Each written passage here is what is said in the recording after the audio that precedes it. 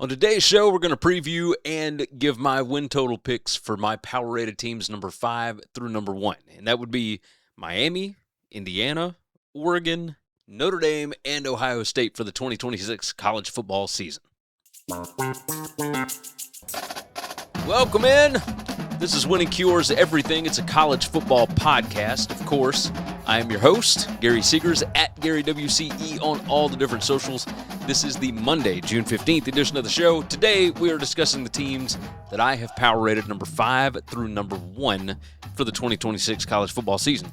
Now, next week, we're jumping into conference previews with some G6 to kick us off. So we're going to have the MAC, Conference USA, and the Mountain West. So click the subscribe button, like this video, of course, jump in the comments with your thoughts on these teams, and let's go ahead and get this thing started. Miami comes in at number 5. That's right, the Hurricanes might have the highest ceiling of any team headed into 2026 for the ACC. And I don't think that's really a surprise. I mean, the ACC doesn't exactly have a plethora of super talented teams. And honestly, after what we saw last season, it shouldn't surprise anybody. It's kind of been like that for a while with Miami, especially under Cristobal. The Hurricanes went 13-3 last year, made it all the way to the national championship game, and looked like one of the premier teams in the country. And sure, there were a couple of bumps along the way. They lost at home to Louisville. They dropped another game at SMU, both as favorites. But they still put together a season that kind of changed the conversation around the program. Some people will tell you that Miami's back.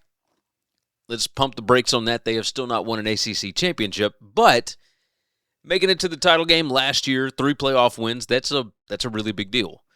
Now the challenge becomes proving that last season's playoff run was not the high water mark, right? The challenge is proving that the program can sustain championship-level football year after year. And the good news for Mario Cristobal is that the pieces are still there for them. In fact, I think that it's a pretty reasonable argument that this offense could be more explosive than the one that reached the title game last year. Will the defense be as good? We'll see. Obviously, they're losing some pieces there. We'll talk about all that. We'll start with the quarterback because that's where the whole conversation starts. Carson Beck is gone, but Miami went out and got Darian Mensah from Duke, and I think it's one of the biggest portal additions in the country. We're not going to discuss maybe the shady nature with how they acquired him. Well, maybe not shady, but it's still. This is a guy that threw 34 touchdown passes against only 6 interceptions. He protected the football. He pushed the ball down the field. He's got a ton of experience. He's won both at Tulane and at Duke. He hasn't had the kind of talent around him that he's going to have in South Beach. He showed, that he could operate a high-level offense. And now he steps into Shannon Dawson's system surrounded by just so much more talent than he's ever had before, which is a scary thought for the rest of the ACC. And it's not just the quarterback, right? You look at the skill talent around him. Mark Fletcher Jr. is back in the backfield. That gives Miami a legitimate workhorse running back. Malachi Toney returns after showing he can be a 1,000-yard caliber playmaker.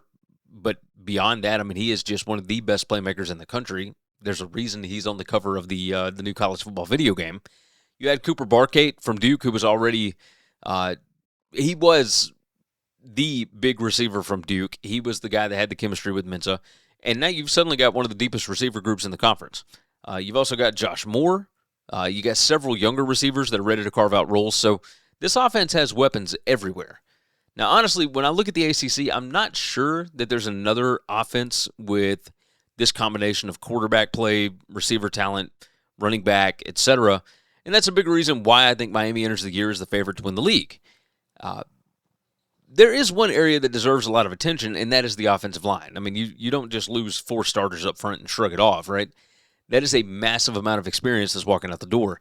Matthew McCoy is the lone returning cornerstone. And while Cristobal has built his reputation around offensive line play, this group is going to have to come together pretty quickly. The offense can only be explosive as the production allows it to be. Now, if the line plays well, Mensah can absolutely carve defenses apart. If the line struggles, certainly, the margin for error gets a lot smaller. Defensively, I think the conversation starts with what Miami has rather than what it lost, and it lost a bunch. They do have to replace the 2 elite edge rushers, right? Reuben Vane Jr. and Akeem Mesidor. A lot of production leaving the building. Replacing that is, that's never easy. But the back end of the defense might actually be the strength of the entire team. O.J. Frederic Jr. returns at corner. Xavier Lucas is back. Bryce Fitzgerald is back at safety. And then Miami went and added Omar Thornton from Boston College and Conrad Hussey from Florida State through the portal. It gives Heatherman a lot of flexibility in the secondary. It allows him to continue running an aggressive attacking style that kind of fits, well, it fit the roster really well last year. I think it also fits this roster really well. Also like the interior defensive line, right? Justin Scott, Ahmad Moten, they have a chance to be one of the better defensive tackle combinations in the ACC. If those two can consistently create pressure inside, it does take some of the burden off of having to replace Bain and Mesidor on the edge. And there are still some legitimate concerns. The biggest one outside of the offensive line is whether Miami can generate, edge pressure without those two stars. The Hurricanes did bring in a pretty nice edge piece. Damon Wilson II from Missouri. He was at Georgia first. He went to Missouri. Now he's making a ton of money to go down to Miami. I think he's got a chance to be a huge contributor. He is vital to this defense. It's still a question, though, because obviously new place, who knows. I also think that the depth at linebacker deserves a little attention. Starting group should be fine. But if you have to deal with injuries, I mean, that's a huge issue. Potentially. It could be an issue over a long season, right? And while nobody wants to talk about it, backup quarterback depth isn't ideal either. If Mensah misses any time, the entire outlook changes. One thing I do love, though, is the continuity. Cristobal, he kept Shannon Dawson on offense. Corey Heatherman's back running the defense. You don't have any major coordinator changes. And for a team coming off a national championship appearance, that kind of matters. You're not teaching a new system. You're building on one that has already worked, right? Cristobal seems to have settled into a groove. The game management issues that haunted him earlier in his tenure, they haven't been nearly as noticeable, and the increased emphasis on analytics and situational football has helped the staff avoid really some of the mistakes that used to cost them games. And we talked forever about how Cristobal's coaching would cost them games, and everybody remembers the Georgia Tech game from a few years ago and some of the stuff that he did when he was at Oregon. But I think he's wisened up a little bit. He's letting other people help him make critical calls. I think that's a huge deal. All right, let's talk about the schedule. As you see on the screen here, this is where things really start lining up for Miami. The first month of the season is almost perfect. I mean, you got Stanford, Florida A&M, Wake Forest, Central Michigan. That is about as manageable as you can ask for while breaking in a new quarterback and rebuilding an offensive line. Especially that Stanford game, that one being on the road. It's tough to go out to California and fly completely cross-country. I mean, that's about as far of a trip as you can make. And they get to do it in week 1. And then they come home, and waiting for them is Florida A&M. It's a little more difficult when it's in the middle of the season, and you got to get back, and you've only got so many days to prep and whatnot. Miami's second string could beat Florida A&M. Their third string could probably beat Florida A&M. So this lines up well. But once you get to week 5, that's when your first big challenge is. That is a trip to Clemson. It's one of the games that's likely going to determine the ACC race. There's not a lot expected out of Clemson this season, but that's still going to be a huge game. Later in the season, you got the huge road game against Notre Dame. That's in week 10. Those are clearly the two toughest matchups on the schedule. Florida State, you get at home. Pitt, you get at home. Duke, you get at home. Virginia Tech at home. Things are set up insanely nicely, right? Miami avoids Louisville and SMU, two of the better teams in the conference, and the two teams that beat them a year ago. Florida State comes in town. North Carolina's on the road, but obviously who knows what's going on with that Belichick bunch. The Hurricanes close the season with 3 straight home games against Duke, Virginia Tech, and Boston College. That is a great draw if you're trying to make another playoff run. When I look at the schedule, Miami is favored by double digits in 10 out of those 11 games. That's wild. That's a realistic path to another 11-win regular season. Or not another, but a 11-win season. I don't know the last time they went 11-1 in a regular season. All they got to do is take care of business, right? The ceiling for the team is pretty obvious. If the offensive line develops faster than expected in the pass rush reloads, Miami can go 12-0. They can enter the playoff as one of the favorites to win the whole thing. And the floor for this team is pretty high, too. even if the line struggles a bit and the defense loses some explosiveness off the edge, it's hard to see this roster winning fewer than 9 games. For me, the most likely outcome is 11-1, right? The win total right now is set at 10.5. The over is at -115. The under is available at +110. Those are the best odds available on it. And this is one of the situations where my lean is actually towards the under, not because I think Miami isn't good enough, but because of the price. Like the amount of turnover on both lines of scrimmage, you lose Mensah for a game. And frankly, I mean, Miami's history of dropping a game or two that they probably shouldn't. Like 10-2 is not outrageous. You're not expected to win at Notre Dame. That's a huge revenge game for the Irish. They're probably going to win that one. So you've got 11 games that you should win. +110 to the under. I'm not against that. Now, I do think this is a playoff team. I think they are the ACC favorite. I think it's one of the best 10 teams in the country. I've got them power rated at number 5.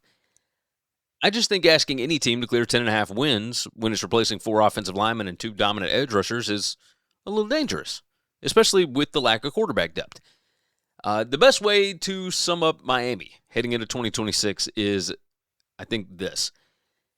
The Hurricanes have finally evolved from a roster that is full of talent into a roster that is built to win championships.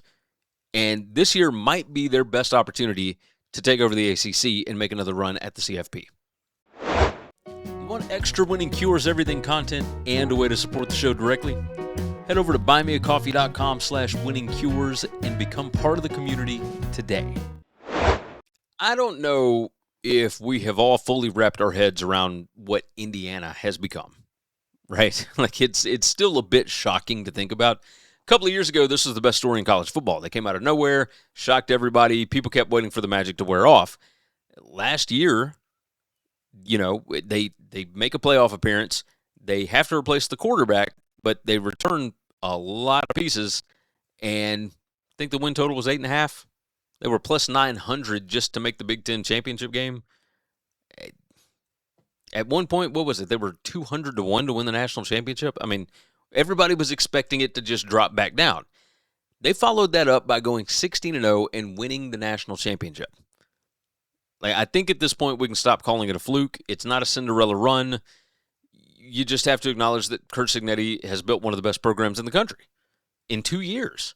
And heading into 2026, that is exactly what Indiana is. They're not sneaking up on anybody anymore. This is the defending national champs. The expectations have completely changed. And now the challenge is proving that what happened last season is sustainable, right? You've had 2 fantastic years, 2 playoff years. Now you got to keep it up.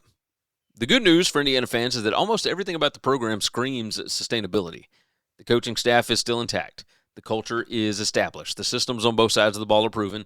And even though they lost some absolute stars off that championship team, they have built enough depth that you can still look at this roster and see another playoff caliber squad. Now, let's be clear about this. Losing Fernando Mendoza is a massive deal. Heisman Trophy winner, number 1 NFL draft pick. He is gone. Elijah Surratt, wide receiver's gone. Omar Cooper, wide receiver's gone. Tyson Lawton. Other key pieces out of the backfield are gone. Defensively, Aiden Fisher, D'Angelo Pons, Lewis Moore, they all move on. Those guys were foundational players for what Indiana accomplished. Normally, when you lose that much production after winning a national title, the expectation is a pretty significant step back. But Indiana didn't sit around hoping the next guy would magically be ready. Like they've been building their roster, but they also attacked the portal again. Quarterback Josh Hoover comes in from TCU. He's expected to take over at quarterback. I think that's about as good of a replacement plan as you could reasonably have. A quarterback with proven Power 4 experience, proven production, and a background that fits the RPO-heavy concepts that Indiana likes to run. Now, is he Fernando Mendoza? No, not right now, but he doesn't have to be. He just has to keep the offense on schedule, make good decisions, and let the system work. Now, that is one of the questions about him, is whether or not he'll turn the ball over. But with what he has around him and the system that he's in, I would assume he's probably not going to have to do that. He's not going to have to sling it quite as much as he did at TCU. He's going to have a lot of help around him. Charlie Becker's back. Charlie B from Tennessee, right? I think when you pair him with Michigan State transfer Nick Marsh, you got one of the better receiving tandems in the Big Ten. Marsh is one of the portal additions that could end up changing the entire ceiling of an offense. You throw in Turbo Richard from Boston College at running back, suddenly Indiana has reskilled or restocked the skill positions pretty quickly. I like what they've done up front as well. Carter Smith returns at left tackle. They bring in Joe Bruner from Wisconsin, gives them another experienced piece on the offensive line. Considering they had to replace the center, Pat Coogan, along with several other championship contributors, having veteran leadership up front is huge. Like, this is a team that was built on old guys last year, and they brought in more experience. I think the offensive line has a chance to remain one of the strengths of this football team. And if that happens, Josh Hoover's walking into a pretty favorable situation. Defensively, this is where Indiana they have become one of the most difficult teams in the country to prepare for. Bryant Haynes is back at defensive coordinator, and boy, he's been talking a lot this offseason. But that matters, right? The continuity across the staff is one of the biggest reasons I trust them more than I probably should after they lose so many stars. They know exactly who they want to be, right? They like to create chaos. That is the identity. They want sacks. They want tackles for loss. They want to disguise coverages. They want to force quarterbacks into mistakes. And they did that better than almost anybody in the country last season. The really interesting part is that this defensive front might have more talent than the one that won the national title. Tyreek Tucker and Mario Landino, they return on the interior, while Elijah Hardy and Isaiah Jones are back at linebacker. Indiana went out and added 2 impact players from Kansas State. Toby Osusanmi. You guys can correct me in the chat. Chidi Obiezer. Those guys are massive additions, and they could help offset, some of the losses from last season and keep that whole havoc-creating identity intact. The secondary is where you start to have some questions, right? Jamar Woodson-Sharp is back at corner. Amari Farrell returns at safety, but it ain't going to be easy to replace D'Angelo Pons and Lewis Moore, right? Indiana did land A.J. Harris from Penn State and Preston Zachman from Wisconsin. So there's answers on paper, but we've seen enough college football to know when you replace elite defensive backs, I don't think it's automatic. That's probably the biggest concern I've got with this team. It's not the offense. It's not the quarterback. It's whether the secondary can hold up against better passing attacks they're going to see in the Big Ten. Because if there's one thing that could pull Indiana back towards the back, it's losing some of the consistency on the back end, I think. The other minor concern is tight end. Right now, that room doesn't have a lot of proven upperclassmen. And in this offense that likes to be multiple, create matchup problems, etc., having a dependable tight end can be a pretty important piece. Overall, though, I think the stability of the coaching staff outweighs a lot of those concerns. Like I said, Cignetti, Shanahan, Bryant Haynes, they're all rolling right along. And with no major coaching changes, no philosophical shifts, no learning curve, like for a defending national champ, trying to stay intact, I guess, would be the right way. That's as valuable as anything that it's as valuable as anything that you can have there, right? There is one thing I do want to talk about, and one thing that you might notice a difference in, and that is the strength and conditioning staff. The head guy left and joined Tennessee. We'll see what kind of impact that has. I believe he promoted somebody from within, so it's not like you're changing philosophy there either. Let's talk about the schedule. I mean, the schedule sets up insanely well. Indiana opens with North Texas, Howard, Western Kentucky, Northwestern, and Rutgers. That's 5 games that they should feel really good about before going to Nebraska. It gives Josh Hoover time to settle into his new role before the bigger tests arrive. The schedule does start to tighten up a little bit. That game against Ohio State in Week 7, where they come into Bloomington, it's going to be one of the marquee games of the entire season. And the week before that, you have to play at Nebraska. Can you keep the guys focused enough? Because they should beat Nebraska. I've got them as a 15.8 point favorite in that game. Can you keep them focused? Right? Matt Rule loves, and it's not that he's great against top 25 teams, so I don't think that they're going to win that game, but it's not outside the realm of possibilities. Along with that, right after the Ohio State game, you've got a trip to Michigan. USC comes to town after a bye week, and they come in week 11. And then you've got a game at Washington right after that. Those 4 games are really what the season comes down to. Like, if you take care of business against the teams that you're supposed to beat, and that's what this program has done under Signetti, then they're likely going to hit November squarely in the CFP conversation once again. The nice part is they get Ohio State and USC at home. They finish the regular season against Purdue before what they hope is another appearance in the Big Ten championship game. Like, the schedule isn't easy. The front half is. But, you know, some of the other national title contenders have got to navigate things way more difficult than this. And, you know, this definitely, it gives Indiana a path. And I think that's all you can ask for when you are shifting things over as much as they are, because they lost so many pieces, so many guys. All right, so where do I land with this team? I think the ceiling is pretty obvious. If Josh Hoover clicks, if the offensive line, which I think is going to be a strength, if they are as good as I expect them to be, if the defense, the secondary comes together quickly, they can go 12-0 again. They can play for all the marbles again. Like, this is a coaching staff and a team with an identity that can absolutely play for a CFP. Now, the floor might be a little different. The floor, maybe 9-3, I think. I'm trying to think. Like, if the quarterback play isn't efficient and they turn the ball over too many times, if the defensive backfield takes a step back, that's probably where a couple of those swing games get away from them. And that would be either losing at Nebraska the week before Ohio State, or losing at Michigan the week after a close loss, or you beat USC at home, but then it's tough to win at Washington the week after. That kind of stuff. My most likely outcome for this team is, I think I'll go 11-1. Like, this team has found a way to stay focused all the time. So I don't expect anything like, Signetti was on that 2009 Alabama coaching staff, and in 2010 they were significantly more talented. But finding a way to keep everybody focused, that was kind of tough. The win total sits at 10.5. The over is about plus 130. The under sits at roughly best odds are minus 102. Every fiber of my being says that Indiana should regress after losing a Heisman quarterback and so many championship pieces.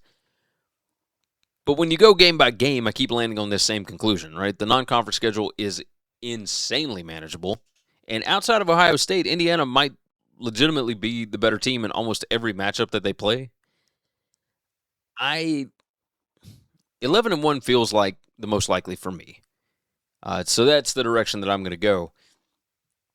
As far as, I've got a better than 65% chance, or a 67% chance, better than 65% chance to win 11 of their 12 regular season games. So my lean is slightly to the over. And that's only because I trust Signetti, right? Now, my final thoughts. The way to sum up Indiana heading into 2026. This isn't a feel-good story anymore. They are one of the sport's most reliable winners. They've got the coaching staff and the acumen to prove it. They've got the talent there. They've got the fan backing. This team is going to be around for a long time. So even though my projected wins has 9.74, I think this is probably an 11-win football team. And Indiana's going to be around to stay, I think. Are you tired of sore knees or joints slowing you down? Go Sleeves uses built-in kinesiology tape technology to give you support, reduce pain, and help you recover faster. Use code WCE for 15% off over at GoSleeves.com. I think it's pretty fair to say that Oregon has reached a different level as a program under Dan Lanning. A few years ago, the conversation was always about potential. They had talent. They recruited well. They did that under Willie Taggart. They did that under Mario Cristobal. Dan Lanning looked like the right guy. But there was always that lingering question of whether or not Oregon can actually get over the hump and win the whole thing. After last season, it's not that the question changed. I mean, they won the Big Ten the year before. They won 11 regular season last year. They made 11 regular season games last year. They made the CFP. They got all the way to the national semifinals. They looked like one of a handful of teams that was capable of winning a national championship. And obviously dealt with a lot of injuries towards the end of the season, had no healthy running backs against Indiana, and got absolutely demolished by the best team in the country 2 times last year. They were the team that had to play Indiana twice. And now they come into 2026 with what I believe is the most talented roster of the Dan Lanning era. The expectation is not to make the playoff anymore. The expectation is to finish the job. And it feels like a national championship or bust kind of season. This is the year that they have been building up to. Dante Moore probably could have been the second quarterback taken in the NFL draft last year, and he chose to come back to school. Had a lot of guys that could have gone in the draft that chose to come back to school. The biggest reason that it feels national title or bust is Dante Moore, right? Now you do have the kid coming over from Nebraska, and we'll talk about him in a minute. But in modern college football, if you've got elite quarterback play, you always got a chance. You add an NFL caliber roster around him, and you're talking about a legitimate title contender, and that's what Oregon has. Moore is back. He's surrounded by one of the deepest collections of skill talent anywhere in the country. Jordan Davison and De'Aaron Hill Jr., they give the Ducks a dynamic 1-2 punch in the backfield. Out wide, you got DeCorian Moore back. You got Jeremiah McClellan, Evan Stewart, and Oregon went out and added Iverson Hooks from UAB through the portal just to add even more depth.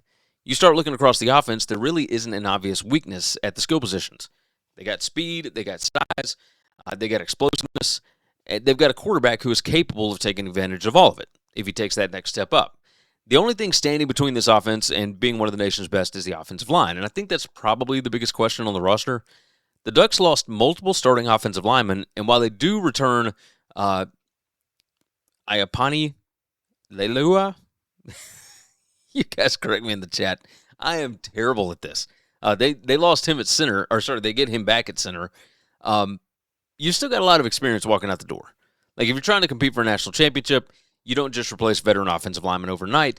But that seems to be the thing with almost every team this year, is trying to figure out what the offensive line chemistry is going to be. Oregon has recruited at an elite level, so there is talent waiting in the wings. But there's a difference between having talent and having a group that's ready to handle the week-to-week grind of a Big Ten schedule. And maybe that might be the biggest storyline of the whole season for the Ducks here. Because if the offensive line comes together quickly, I don't know many defenses in the country that are going to consistently slow this offense down. But if they struggle, it puts a little more pressure on Dante Moore to create outside of the structure of the offense. That's where things get interesting. The other interesting thing about Oregon is they lost both coordinators on both sides of the ball, right? I'm not sure the overall outlook for the program changed all that much because they hired from within. Will Stein is gone. He took the Kentucky head coaching job, but Drew Mehringer gets promoted from within, and he already played a major role in game planning. So there's continuity there. It's not like Oregon went outside the building and hit the reset button. Defensively, Tosh Lupoy moves on. He is now the head coach at Cal. Chris Hampton steps in there. Again, not a total philosophical overhaul. The personnel already fits an aggressive attacking style. Hampton inherits one of the most talented defenses in the country. I think you can make a really strong argument that Oregon has the best defensive line in college football. And you can just look at the names. Mateo Uiagalelei, Tatum Tuitoi, Bear Alexander, Amari Washington. All four are projected NFL caliber starters, and they're all back. Or not starters, but they're all NFL caliber players, and they're all back. It's almost impossible to overstate how valuable that is today. Like most teams are scrambling to replace 1 or 2 stars in the trenches, and Oregon brings back the entire front four. That's before you even factor in the addition of Deontay Robinson from North Carolina, and he's going to strengthen that rotation. If you're trying to figure out why Oregon is a legit championship contender, that's going to be your answer. They can dominate the line of scrimmage. Behind that front, I like what they got there as well. Jerry Mixon leads the running back room. Devin Jackson gives them another experienced athlete in the middle of that defense. In the secondary, Brandon Finney Jr., he looks like the next star. And Oregon supplemented that group with a couple of really interesting portal additions. Kobe Parrish from Minnesota and Carl Williams IV from Baylor. The defense has the talent to be outstanding. Just like the offense, though, there's still a couple of questions, right? The coordinator transition matters. It may not be a complete schematic overhaul, but anytime you lose both coordinators from a playoff team, I think there's at least some adjustment period. And then there's special teams. And no, this ain't the most exciting thing to talk about, but Oregon is replacing its kicking operation. And we've seen college football enough over the years to know that an unproven kicker can absolutely cost you a game when you're playing at championship level. When your goals are this high, every little weakness gets magnified. So let's get to the schedule because I think it sets up really well for Oregon, even if it isn't easy. The Ducks open with Boise State, Oklahoma State, and USC, all in the first month of the season. That's not exactly easy, but they should absolutely win those games. Boise State, they're favored by more than 20 at home. At Oklahoma State, I've got them favored by more than 17. But that is going to be an interesting one, right? Because you don't know what to expect from a new coaching staff, etc. when Eric Morris is coming over from North Texas and he brings Drew Mestamaker with him. So that, but Oregon's strength is on defense, really. And then you got Portland State in week 3 before a game at USC. That is a good setup. Like Boise State, Oklahoma, the first 3 games should all be wins. Then you catch a bye in week 5. And it's pretty early in the schedule. Like you're going to have to go 8 straight weeks after that. But the bye is before UCLA at home and Nebraska at home. And the Nebraska thing, we haven't talked really about Dylan Raiola coming in. He's coming off of an injury, so he's probably not going to play much this year. But Raiola sets them up beautifully going into the next season after Dante Moore is gone. As far as the schedule, we'll continue that. They avoid a truly brutal gauntlet until later in the season. The game everybody's circling is that trip to Ohio State in Week 10. It's one of the marquee matchups in college football, I think. And if Oregon walks into Columbus and comes out with a win, you're probably talking about the Ducks as the national title favorite. But the way it sets up, you play at Illinois, you come back and host Northwestern, you play at Ohio State, you come back and host Michigan, you play at Michigan State, you come back and host Washington. It's tricky, right? The road trip to USC is tricky. Like, travel is a part of the equation for Big Ten teams now. That trip to USC is not that far, but the rest of it that I was just talking about, going out east like that, at Illinois, at Ohio State, at Michigan State, and doing it week in, week out, those multiple long cross-country trips on the schedule, that's something to watch over the course of a long season. If there's any kind of injury stuff, it could be interesting. Now, they've got a good roster, so it's not like they don't have players that can step up. But that travel is certainly something to watch for. I've got them favored by double digits in 10 games. The only ones that they are not, I've got them a 9-point dog at Ohio State. I've got them a 3.73-point favorite over to USC. So that is something to pay attention to.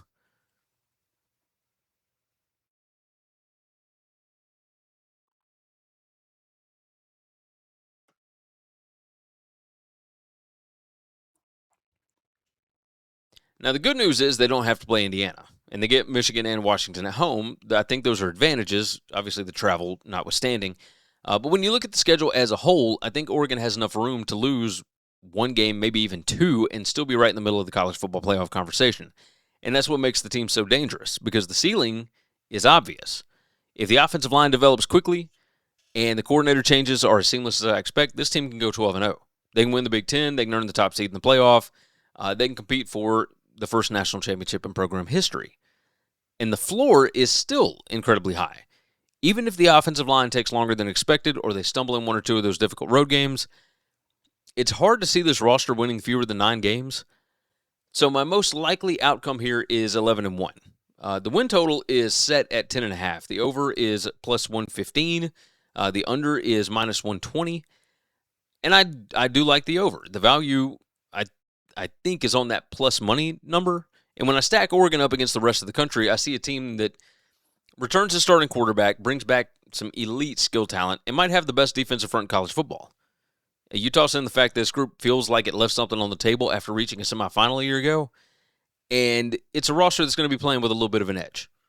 The only games that really worry me are road trips to USC and Ohio State, and then that home game against Michigan the week after Ohio State, because I don't know what to expect out of Kyle Whittingham's bunch.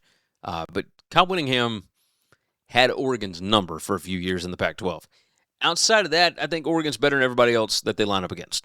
Significantly better. Best way to describe the Ducks, my final thought here. Lanning has already built Oregon into a playoff powerhouse. The only thing left is proving that the program can take that final step and bring home that first national championship trophy back to Eugene. Hit that subscribe button and make sure to like the video. And if you're listening to the podcast, of course, make sure and visit Winning Cures Everything on YouTube at youtube.com/winningcureseverything so you don't miss any of our college football coverage this season. I think Notre Dame is one of the most fascinating teams in college football heading into 2026 because this feels like the year where all the pieces finally line up. I've got them at number 2 in my power ratings. But the Irish have the roster there. The quarterback is there. The defense might be one of the best defenses in the country. And maybe most importantly, the schedule sets up a lot nicer this year than it did last year. Last season, the Irish went 10-2, just barely missed out on the CFP. And boy, you want to get Irish fans talking, get them to start talking about the CFP decision towards the end of the year. But it was another really good year. But around South Bend, really good doesn't exactly move the needle anymore, right? They felt like they had a playoff caliber team that could have competed for the national championship, and they didn't get the opportunity to prove it. So now the mentality around the program it's become pretty simple. You got to leave no doubt. And when you look at this roster, you can absolutely understand why the expectations are so high. I actually think Notre Dame has evolved over the last couple of years. For a long time, you thought about the Irish as a team that wanted to win with defense, offensive line play, physical rushing attack. They still want to be physical. Don't get me wrong, but this offense now revolves around the quarterback, I think. This is C.J. Carr's team, and that's a really good place to start. Carr came in last season, threw for 2,700-plus yards, posted a 24-6 touchdown-interception ratio, and looked every bit like the future of the program. Now he enters 2026 not as the new guy that's trying to earn the job, but as the unquestioned leader of the offense. And I think that's a huge deal. Quarterback continuity matters, especially in college football, where so many programs are rebuilding that position every single offseason. Notre Dame doesn't have to do that. Mike Denbrock is back as offensive coordinator for his 3rd season. Carr knows the system, and now the entire offense can build around what he does best. The really interesting part is that I think the wide receiver room might actually be one of the strengths of the team. Jordan Faison is back. He's already proven he can be a go-to target.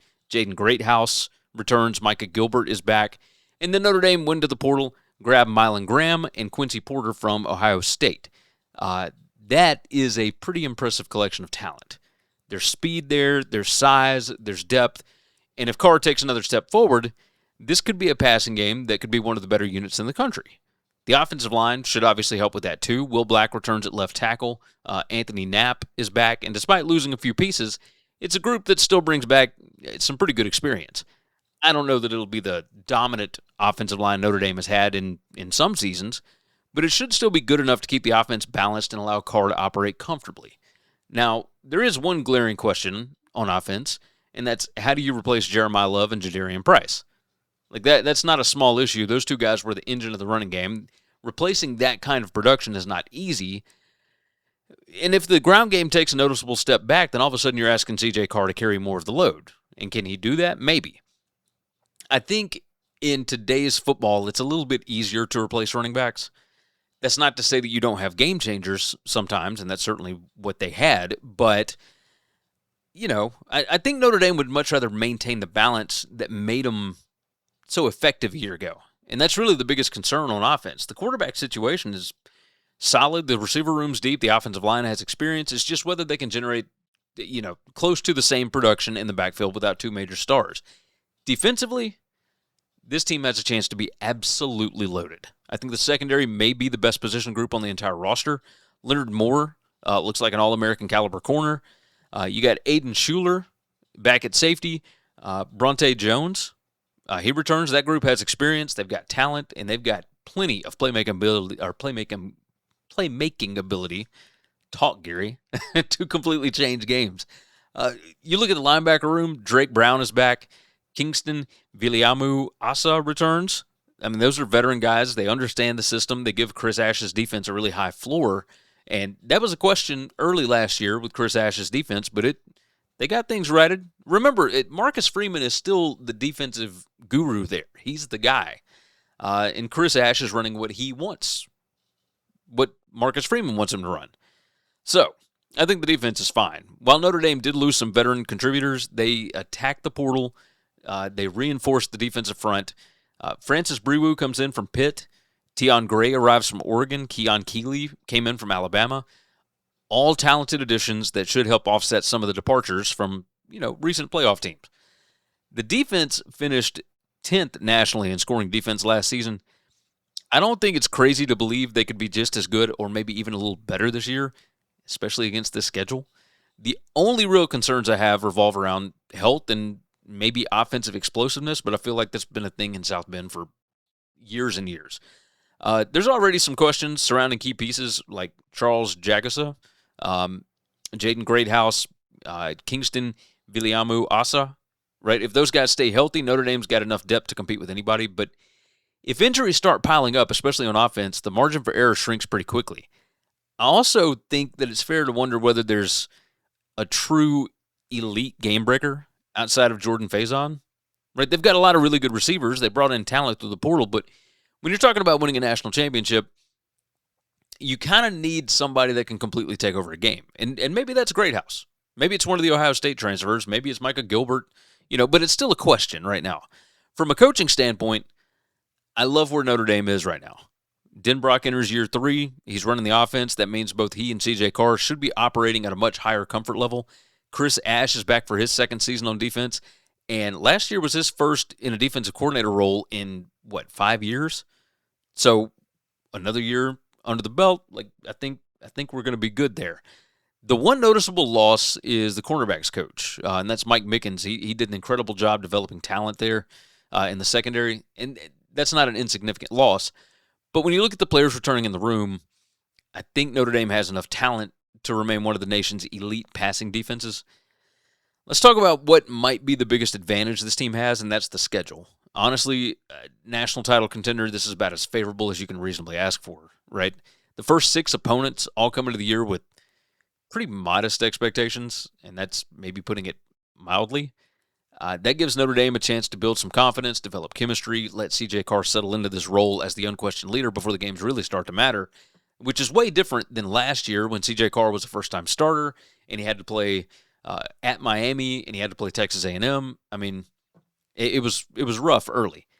Their first major road test is at BYU, and that's not until week 7 of the season. You've got Miami coming to South Bend in a revenge spot. That should be one of the marquee games of the season. That's going to be the week after you face Navy, and they have been killing Navy lately. SMU does show up later in the year. That could have major playoff implications for both sides, but again, you get them at home the week after you play Boston College. And don't overlook the trip to Syracuse. Weird things can happen on the road late in the season, and of course, Syracuse has a former Notre Dame quarterback there. Maybe it's weird, but we'll see. The biggest thing that stands out to me isn't who is on the schedule. Like, USC's gone, etc. It's the fact that you have to go to BYU in week 7, and you get a bye week and Navy before you have to face Notre Dame, or before you have to face Miami. Like, there isn't a gauntlet of traditional heavyweights waiting around every corner. I think Notre Dame's going to be a double-digit favorite in 11 out of the 12 games here, and a 20-plus point favorite in, 8 of them? I think that's right. I mean, I've got them favored by more than a touchdown at home against Miami. Like, that's why I think this path sets up so well. If Notre Dame simply avoids a bad upset, which has been a question in Freeman's tenure, right? Everybody remembers Northern Illinois. Everybody remembers Marshall. But if they avoid that bad upset, they're going to be right in the middle of the CFP conversation all season long. So where do I land here?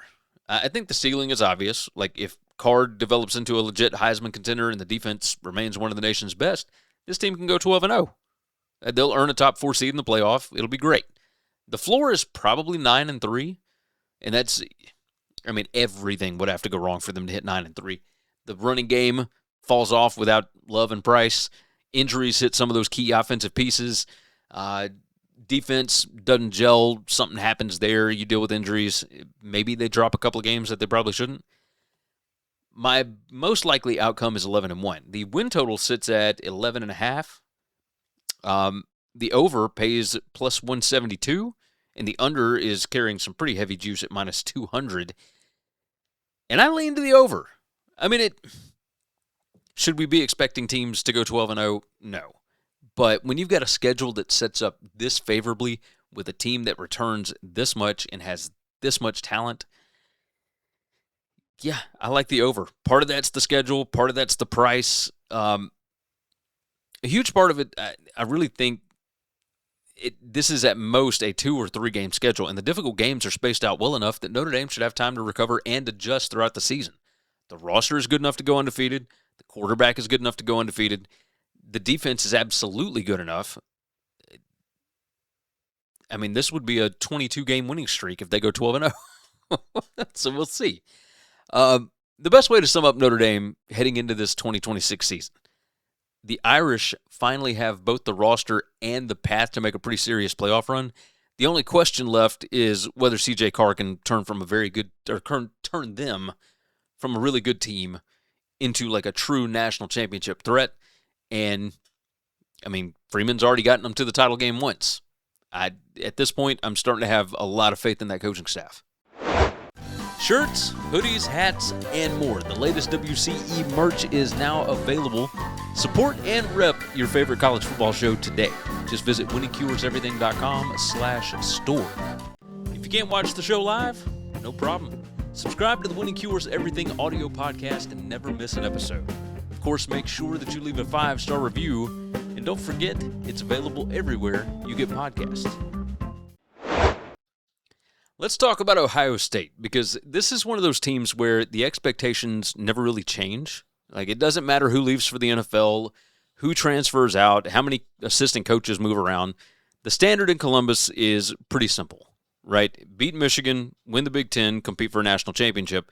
This is a team that's had double-digit wins in every regular season dating back to 2011, and before that it was 2004. 2011 was the Luke Fickell year, right? So weird things had to align for Ohio State not to hit 10 wins. And honestly, looking at this 2026 roster, there's no reason to think that that's changing. Buckeyes are coming off of a 12-2 season that, on paper, looks fantastic. They went undefeated in the regular season. They made another CFP run. They were right there in the mix until the very end. But if you watch those 2 final games, the Big Ten championship loss to Indiana and the CFP semifinal against Miami, we all probably came away with the same thought, right? Which is Ohio State kind of got whipped at the line of scrimmage. And that's not something we're used to saying about this program. I think it's going to be the biggest point of emphasis for Ryan Day heading into year 8. And it's getting back to that same thing a few years ago when they faced Notre Dame, and it was Lou Holtz saying they're not man enough and whatever, and Ryan Day wanted to come out and bash a little bit, right? The Buckeyes still have elite athletes everywhere, but this season is about proving they can win big boy football games against teams that can match them physically. Last year's schedule didn't provide that until late in the year. The good news, the pieces are absolutely there, and they are going to have plenty of opportunities to do that. It starts with Julian Sayin. I think he's got a real chance to be one of the best quarterbacks in the country. He was a Heisman finalist last year, threw for over 3,600 yards, completed 77% of his passes, and he threw 32 touchdowns. Now, he gets the benefit of another offseason as the guy, and Ohio State can build the entire offense around him. And, I mean, let's be honest, having Jeremiah Smith here helps. I don't know that there's a more dangerous player in college football. Every defense that lines up against Ohio State has to account for him on every single play. The crazy part is that he doesn't have to do it by himself. Brandon Ennis is back. The Buckeyes supplemented the room with some transfer additions. They brought in Devin McEwen from UTSA. They brought in Kyle Parker from LSU. I think the offense actually has a chance to be better than the one that won a national championship just 2 seasons ago. And a huge reason for that is up front.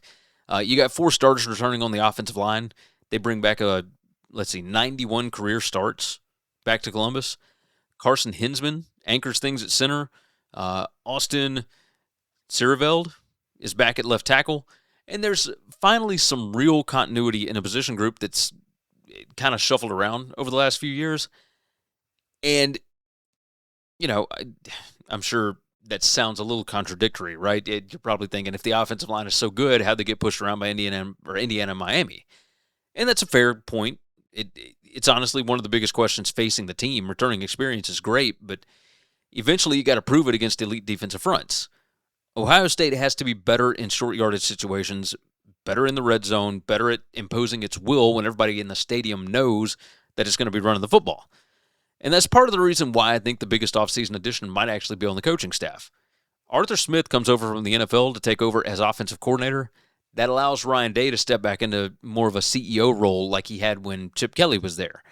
And I think it's a really interesting move. Smith's offenses have always emphasized efficiency, right? Physical running game, put the quarterback in favorable positions. And he's the kind of guy that whatever you don't do well, we're going to keep doing that. So, yeah, you got Jeremiah Smith on the roster, but if the other team can't stop the run, they're probably going to run it 50 times a game, right? If he can improve Ohio State's ability to stay on schedule, right, on first and second down, this offense can be terrifying. Now, the defense is where things get pretty interesting. They lost a ton of star power, right? Caleb Downs is gone. Sonny Styles, Arvell Reese, Caden McDonald, all those guys, multiple NFL caliber players that have to be replaced here. But it's not exactly a program that struggles to recruit talent. Kenyatta Jackson Jr. is back on the defensive line. Jermaine Matthews Jr., Devin Sanchez, they headline a loaded young secondary. And Terry Moore comes in after transferring over from Duke. They also went out and attacked the portal for help up front, right? They brought in James Smith and Quay Russaw from Alabama, along with linebacker Christian Allegro from Wisconsin. I mean, these are all guys that are going to play. I don't think the defensive front is going to take a huge step backward. In fact, it might actually be deeper than it was last season. The concern is replacing the elite difference makers, right? The guys who completely change games, and that's where I think the coaching staff matters. Matt Patricia comes back for his second season as defensive coordinator, and they had the top defense a year ago. Larry Johnson is still coaching the defensive line. James Laurinaitis he continues to work with the linebackers. Tim Walton still developing defensive backs. Love him or hate him, Ryan Day has assembled one of the best coaching staffs in college football, and I think that's a big reason why Ohio State consistently reloads instead of rebuilding. Now, as far as red flags, they're pretty straightforward, right? We already talked about the offensive line. Can they stand up against elite competition after what we saw at the end of last year? Can the defense replace that much NFL talent without slipping a little bit, right? And the offense, can they improve their efficiency in the red zone and on third and short? If those issues linger, this schedule is beyond difficult enough to expose them. And this is a good time to probably talk about the schedule. This is not one of those years where Ohio State can just sleepwalk to 11 wins, right? Week 2, they play at Texas. So you open up with Ball State, should be an easy win. Week 2, at Texas, I mean, that could be a national championship preview. They got to travel to Iowa. They got to travel to Indiana. They got to travel to USC. And Oregon then comes into the shoe. And then, of course, at the end of the year, Michigan. I mean, it's a rivalry game that always seems to have a life of its own, regardless of records. And seeing two guys that used to be affiliated with Urban Meyer coaching in this game is going to be interesting with Whittingham and Ryan Day. So I'm curious to see what the relationship is like there. This might be the toughest schedule Ohio State has faced in forever. I mean, there really isn't a stretch where you can relax here. Once Big Ten starts, it's just one challenge after the other. But the thing about it is the roster is absolutely built for it, right? Like this is this is the most talented team in the country. And I don't think that's a stretch. I think that's absolutely the easiest thing you can say about this. And the way that the schedule sets up, I mean, they are a huge favorite in a ton of games. Even against Oregon, I've got them a 9-point favorite. On the road at USC, I've got them a 9.5-point favorite. At Iowa, who knows what Iowa's going to be this year? I've got them a 12.5-point favorite there. At Texas, I've got them a 5-point favorite. I mean, that's the line opened up as Texas a 2.5-point favorite, and it has come back. I mean, it's at even at some of these books. The ceiling for this team is pretty obvious. If Julian Sayin takes the leap that I think he's capable of taking, and if the defense reloads without missing a beat, this is absolutely a team that can go 12-0 and a legit national title threat. I mean, they went 12-0 last year. Granted, schedule was not quite as difficult. But the floor for this team, I think it's 9-3. And that's if the offensive line issues show up again against top-tier pass rushes and maybe the defense loses just a little too much from that championship core. The schedule is set up where they could absolutely drop a few games against a really brutal schedule. My most likely projection here is 11-1. The regular season win total is the odds are at 9.5 with the over sitting at -164. The under at +140, and those are the best odds, right? Again, this team they have failed to hit 10 wins in the regular season. The only time since 2004 was back in 2011. I think it's one of the easier bets on the board. That's why the over is juiced so high at -164. But you had to set it at 9.5 with Texas, Oregon, Indiana, USC, Iowa and Illinois back-to-back. I mean, those kind of things, it's there. I don't think we're going to get a 9-3 Ohio State team. I just don't think that's going to happen. The Buckeyes may not have the exact same veteran nucleus that won a national title, but the overall talent level is still ridiculous. They've still got one of the best quarterback-receiver combinations in the country, a veteran offensive line, a defensive staff that knows exactly what it's doing, and more than enough blue-chip talent across the roster to survive even one of the toughest schedules in America. Best way to put it is this, right? Ohio State may have lost the stars that anchored last year's championship-caliber defense, but if Julian Sayin becomes the player everyone thinks he can be, this team may actually be more dangerous than the two that came before it, and that includes the national championship winning one. All right. If you hadn't already, like the video. Of course, subscribe to Winning Cures Everything, whether that's on podcast or on YouTube. And make sure and comment with your thoughts on these teams or, honestly, any other that you feel like discussing. As you all know, I love talking ball with y'all. That's what I want to talk about is football. There's too much going on with politics and judges and CFP, whether it's going to expand or not, all this kind of, let's focus on ball, right? All right. Till next time, take care of yourself, take care of each other. God bless college football, and hopefully all of your tickets cash this week. Thanks for listening to Winning Cures Everything. Subscribe, leave a review or comment, follow @GaryWCE on X, and check out the web store,